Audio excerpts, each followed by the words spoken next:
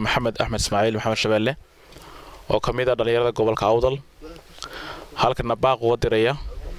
dhalinyarada filkiisa iyo ficiisa ah ee degan gobolka Awdal runtii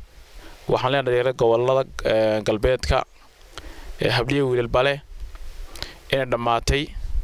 xilligii ololaha xilligii cunfiga iyo xafiiltanku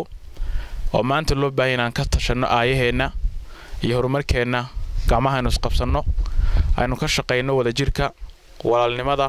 wax wada lahaanshaha wax wada qabsiga isku tanaasulka iyo xoojinta midnimada dhexdeena gobolka Awdal caasimadiisa Boorama hal albaab bay leedahay oo laga soo galo dhanka Hargeysa ma laha albaabka looga baxo waxaanu baahnahay horumar baanu baahnahay wadooyin waxaanu baahnahay horumar airport baanu baahnahay waxaanu baahnahay infrastructure-ka dalka in laga shaqeeyo taas maanta inooga baahan inaynu gacmaha isku qabsano oo isku weeshano oo isku taageerno oo isku taakuleysano oo isku garab istaagno